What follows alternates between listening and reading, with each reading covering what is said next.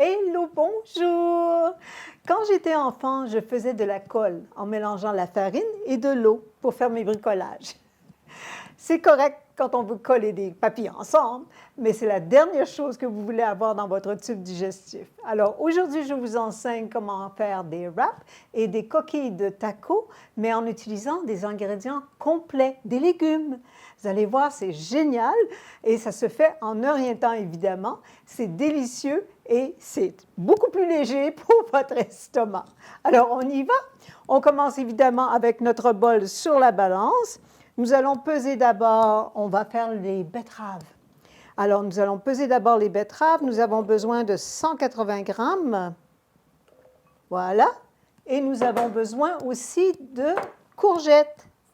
Et la courgette, je vais tout simplement peser pour voir quel est le poids, me donner une idée du poids. J'ai besoin de 150 grammes. Je la coupe ici, on va voir, parce que je dois me retrouver à 330. Alors, ici, un petit peu plus. Oui, voilà, ça y est. Et là, maintenant, je coupe aussi ma courgette. Évidemment, ça dépend de votre mélangeur. Vous connaissez la puissance de votre mélangeur. Si les morceaux doivent être coupés plus petits, alors allez-y comme vous savez comment le faire. Et on ajoute courge et on continue avec les autres ingrédients. Alors, nous avons du jus de citron, de la pâte de date, de l'eau et du sel. Alors, on ajoute 10 grammes de jus de citron. Voilà. 10 grammes de pâte de date. Alors, on se retrouve à 20 grammes parce que j'ai mis ma balance à 0. Voilà. Ensuite, nous ajoutons 50 grammes d'eau, donc 70. Voilà. Et une demi-cuillère à thé de sel. Et on mélange.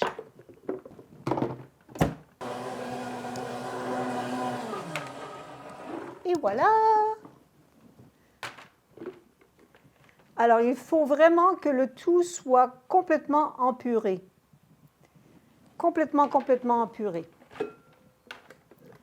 Et vous allez voir, je vais le verser dans mon bol. Voyez-vous?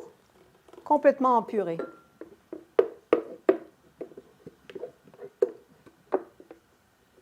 Voilà. Et maintenant, on ajoute les autres ingrédients. Alors, nous avons besoin d'ajouter 50 grammes de graines de lin. J'ai choisi celle qui est brune parce que mon wrap est foncé. Et comme vous savez, plus la couleur est foncée, plus de nutriments, plus de polyphénol. Alors, c'est bien de le faire de cette façon-là. Mais lorsque vous faites ceux qui sont faits avec la courge musquée, il faut avoir des graines de lin dorées parce que la couleur va changer. C'est plus joli lorsque ça reste jaune. Et on ajoute 25 de graines qui sont entières. Et ça, c'est juste pour une question de texture parce que, comme vous savez, évidemment, ça va être plus assimilé lorsque la graine de lin a été réduite en farine. Et là, vous mélangez bien. Parfait. Ici, j'ai un gabarit. Ça vient de la compagnie Sedona. Je vais mettre le lien dans la publication.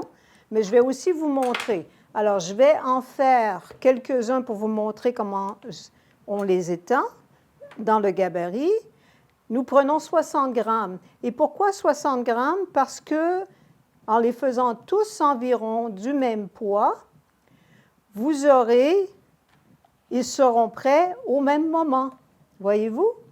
S'ils seraient de poids différents, à ce moment-là, un va être peut-être plus déshydraté que l'autre. Et puis, ça veut dire qu'il faut que ça reste plus longtemps. Vous devez revérifier. Alors, c'est plus simple de les faire tous du même poids. Alors, évidemment, avec le gabarit, c'est facile parce que ça retient la forme. Alors, vous avez tout simplement à étendre. Et ça, c'est une spatule offset. Je vais le mettre dans la description. quand j'oublie de regarder les mots en français, je vis dans l'Ouest canadien, alors je parle plus souvent l'anglais que le français. C'est bien que je vous enseigne. Ça me permet de garder mon français. Alors, j'apprécie énormément. Voilà. Alors, voyez-vous, ça, comme ça, c'est fait, c'est déjà formé, mais c'est quand même pas compliqué de le faire à main libre. Je vous montre là. Alors, c'est la même chose. On prend aussi, évidemment, faites la même chose. Prenez le 60 grammes et vous pouvez tout simplement y aller à main levée parce que vous faites un rond. Peut-être que ce sera un petit peu ovale, c'est pas grave. Mais encore là, si vous le faites à main levée, faites-le environ de la même grandeur pour qu'il soit prêt en même temps. Alors, tout simplement comme ça, comme ça, comme ça. Voilà. Voyez-vous? C'est quand même pas si mal. Ça se fait quand même bien. Vous pouvez le faire de cette façon-là aussi. Et ça va au déshydrateur pendant 4 heures, 46 à 48 Celsius, pas plus haut que 48 parce que c'est de cette façon-là que vous gardez toute la valeur nutritive, mais plus bas que 46 ou 45, là, il y a un danger aussi que ça va prendre trop de temps et ça peut créer une moisissure ou créer des bactéries. Alors, il ne faut pas faire ça. Et là, voyez-vous, ça, c'est le résultat après que ça a été déshydraté pendant 4 heures. On les retourne pour aller, ça doit retourner une autre heure supplémentaire pour la déshydratation. Alors, on les retourne, mais oui, elles collent. C'est collé. Collé, collé, collé. On les retourne. Et là, je mets ma main derrière ici pour retenir. Finalement, ce que ça donne, c'est que ça retient le wrap sur le plateau. Ça me permet d'enlever la feuille. Voilà. Comme ça. Et ça retourne au déshydrateur pour une autre heure pour compléter. Je vais vous montrer le résultat final. J'ai ici la betterave et comme vous pouvez voir, c'est un wrap qui est très flexible. Alors, c'est génial.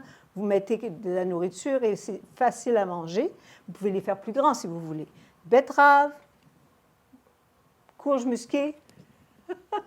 J'allais dire en anglais. Alors, betterave, courge musquée. Et ça ici, c'est avec soit des feuilles de chou kale, ou ça peut être aussi de la bêta-carde, ou ça peut être des épinards, pourvu que ce soit vert. L'idée, c'est d'avoir quelque chose qui est vert. Ah, c'est que je trouve que c'est plus joli. C'est beau d'avoir les couleurs. Et ici, voilà, ils sont dans un présentoir pour tacos. Mais je vais aussi vous montrer, vous pouvez aussi, lorsque vous faites la dernière partie de la dernière heure, vous pouvez les mettre dans, comme ça, un support à tacos. Et là, elles prennent la forme. Elles restent séchées comme ça. Mais par contre, mes coquilles de tacos ne vont pas se briser.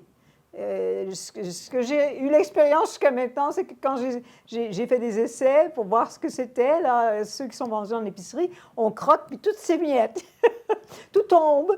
Alors que non, dans ce cas-ci, ce ne sera pas le cas. Ce ne sera pas le cas, ça ne va pas tout s'émietter. Alors c'est génial pour ça. Et évidemment, ce que vous pouvez faire, c'est que vous pouvez mettre sur votre table, pour la famille, pour les amis, vous mettez tout simplement des légumes. La base que j'ai mis dans mes coquilles ici de tacos, c'est que j'ai utilisé le fromage à la nette. Vous pouvez aussi avoir du guacamole, vous pouvez avoir pico de gallo, pour mettre des sauces que vous ajoutez par la suite, mais des légumes, etc. Mais c'est délicieux et c'est nutritif. Et c'est léger pour votre estomac. Alors, c'est génial. Alors, aimez la nourriture qui vous aime. On se voit à la prochaine et un petit commentaire, un partage. J'aime toujours voir ces choses-là et j'aime répondre à vos questions aussi. À la prochaine!